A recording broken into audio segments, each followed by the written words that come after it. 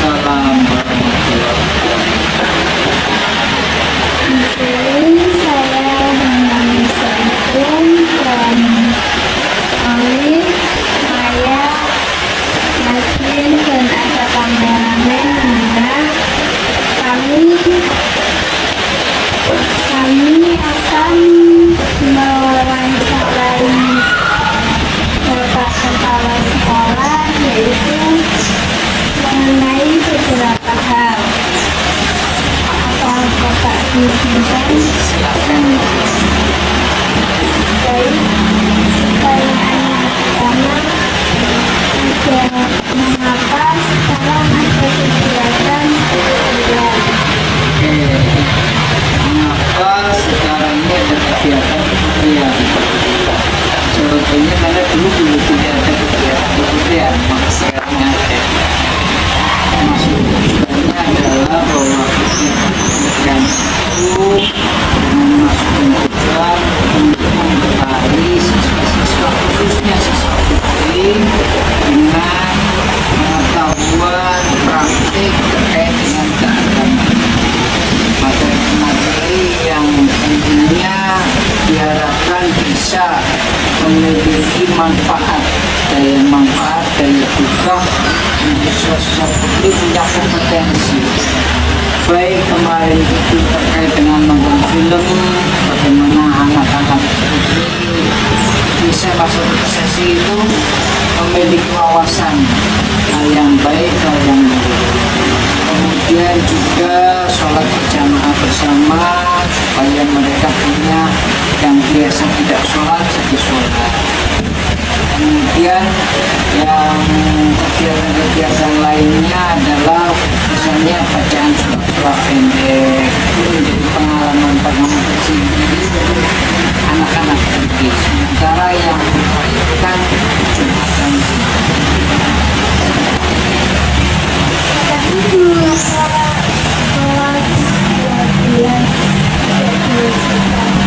Tidak diwajibkan karena kelas 12 itu kan satu masa tinggal satu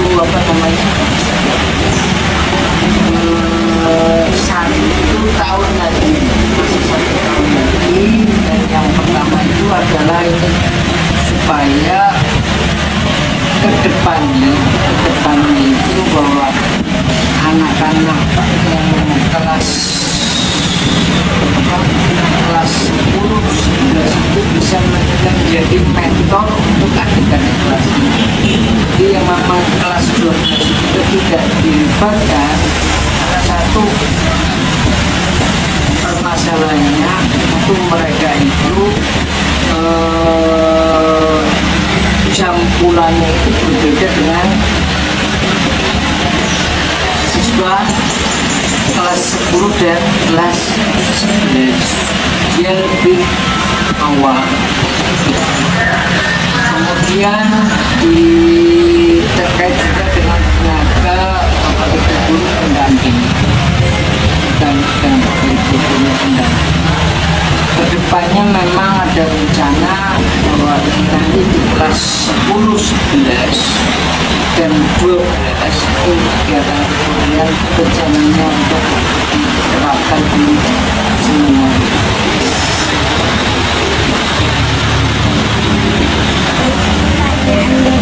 Mengapa angkatan kelas 11 sekarang pulangnya pas atau lebih lama daripada angkatan kelas 11 sebelumnya? Ya, yang kelas 11 berarti yang naik kelas 12 ya. Ya, itu karena kurikulumnya paketannya begitu. Kalau dulu itu paketan kurikulum yang diambil itu adalah 20 paketan. Jadi ada 20 paket. Nah, sementara sekarang ini yang kelas 11 itu ada paketan kewirausahaan sesuai dengan visi misi kita itu adalah menciptakan generasi entrepreneur. Seperti beda paketan. Pertanyaan yang ketiga, mengapa sekarang tidak dipergunakan dalam sekolah tanpa menggunakan siswa dapat diperbolehkan tapi tidak di sekolah lagi? Kalau secara umum kelas 10 dan kelas 11 itu notabene masih banyak mayoritas yang usianya di bawah 17. Maka ketika sekolah membolehkan naik motor itu sebuah sesuatu yang kekeliruan, bahwa kelas 10 atau kelas 11 yang notabene masih di bawah 17 tahun itu tidak boleh membawa kendaraan karena mereka pasti belum punya SIM. Lalu bagaimana supaya bisa parkir ke sekolah? Jadi punya SIM. Kalau sudah punya SIM sekolah. Oke. Pertanyaan yang keempat, bagaimana cara dapat mengatasi siswa yang mempengaruhi membuat kesalahan secara terus-menerus? Ya. Inti dari pendidikan itu kan merubah manusia ke arah yang lebih baik. Tidak ada masa bosan untuk pendidikan itu untuk merubah manusia itu ke arah yang lebih baik. Atau pendidikan itu memanusiakan manusia.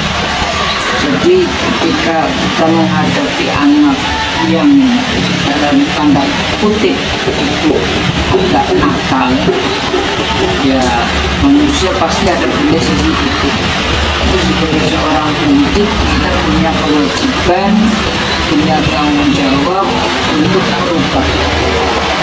Maka ya konsepnya kita tidak bosan-bosan untuk tetap mendidik.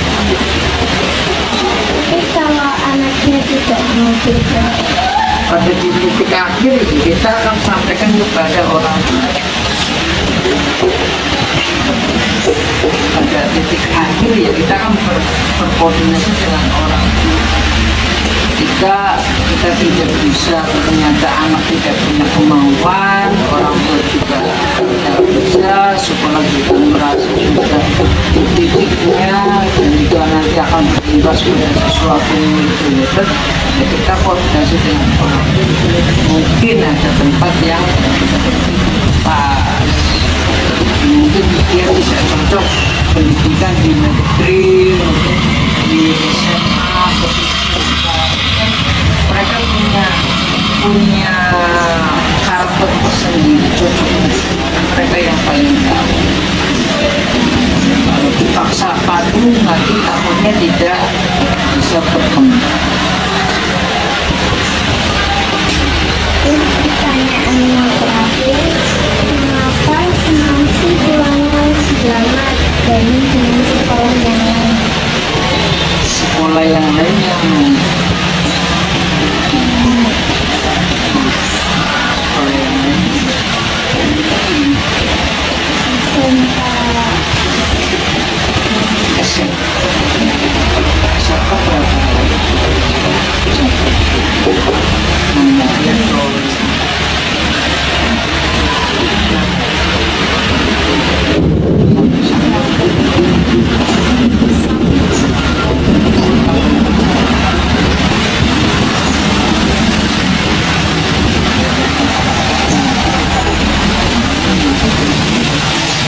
kalau karena kita pertama jelas pulang dan masuk itu tergantung pada kurikulumnya, jelas kurikulum mata belajar. Contohnya kalau dengan SMP pasti berbeda. SMP itu 1 jamnya 40 menit. SD itu perlu kita lagi. SD itu 30 menit 1 jam belajar. 40 dan 40 itu dari durasi waktu per jam. Kemudian kalau berbeda itu pasti kurikulumnya berbeda. Atau kita ada yang 5 hari kerja, ada yang 6 hari. Senin sampai Sabtu atau Senin sampai Jumat. Tapi kalau hanya sama-sama waktu 5 hari kerja, pasti kurikulumnya yang atau kalau cara ada man kurikulumnya dengan SMA biasa ya begitu. Di situ ada tambahan fikih, ada agama-agama lain kan ditambah-tambah. Itu kurikulumnya. Gitu. Ya. Dan sebelumnya terima kasih atas waktunya. Assalamualaikum warahmatullahi wabarakatuh. Kami perwakilan dari kelompok 6 kelas 11-8 akan mewawancarai bapak atau ibu yang ada di kantin 6. Berapa kira-kira pendapatan sehari? Bisa bude cari. Oh, pendapatan sehari. Ini dari kantin ini oh. Kalau kantin sebelah mesti banyak, cuman kalau segini mah nggak terlalu oh. Mungkin perkiraan 300 sampai 500 lah. Itu pendapatan kotor oh, kotor bukan bersih. Gitu. Apalagi? Apakah ada siswa yang kasbon atau mengutang? Alhamdulillah selama ini nggak ada ya. Nggak ada. Semuanya pada siswa-siswanya alhamdulillah berduit semua oh. Iya. Nggak ada yang kasbon. Beruang. Berapa modal pertama yang Anda keluarkan? Oh, modal pertama jualan karena kita baru semua oh, dari kulkas, meja, kompor, semua perabot yang lebih mahal kan di perabot ya. Dia bisa sampai 7 sampai 10 juta. Modal awal. Apa saja makanan atau minuman yang Anda jual? Makanan sebenarnya anak-anak udah pada tahu ya yang Om jual apa gitu boleh. Makanan ada cuanki, kadang mie ayam, terus ada somai, terus tempe, risol, apa ini jajan-jajanan anak, es teh, jumbo, kopi apa, mari mas, segala macam kayak gitu. Ya standar orang jualan di kantin. Tantangan apa yang Anda hadapi selama ini? Tantangan di sini karena jualannya di lingkungan sekolah, jadi pembelinya adalah mayoritas atau hampir 90% kan siswa anak sekolah. Jadi anak sekolah itu kan suka yang mungkin viral apa yang baru gitu ya, dengan harga terjangkau. Jadi tantangannya harus kayak gitulah, mungkin bisa reinovasi, bisa kasih makanan yang enak dan sehat, kayak gitu sih ya tantangannya untuk siswa. Baik, di sini kami akan mewawancarai kembali yaitu ibu parkir yang dekat dengan sekolah SMA Negeri 1 Besar. Baik, kami di sini akan menanyakan kepada ibu parkir beberapa pertanyaan. Pertanyaan pertama, apakah biasanya di parkir ada siswa yang nongkrong di parkiran? Kalau ada itu sebelum jam masuk sekolah dan setelah jam pulang sekolah. Berarti pas jam pelajaran tidak ada? Nggak ada. Pertanyaan kedua, berapakah penghasilan dalam satu hari? Penghasilan dalam satu hari antara 200 sampai 300 ribu. Tapi ini mulai tahun ajaran baru ini, kalau yang tahun-tahun kemarin tidak sampai segitu. Pertanyaan ketiga, apakah ada kejadian hilangnya motor? Alhamdulillah belum ada. Pertanyaan keempat, sudah berapa lama ibu atau bapak melakukan pekerjaan? Ya sekitar 2 tahunan. Baik, baik, terima kasih atas waktunya ibu. Ya, Mohon sama-sama. maaf jika mengganggu.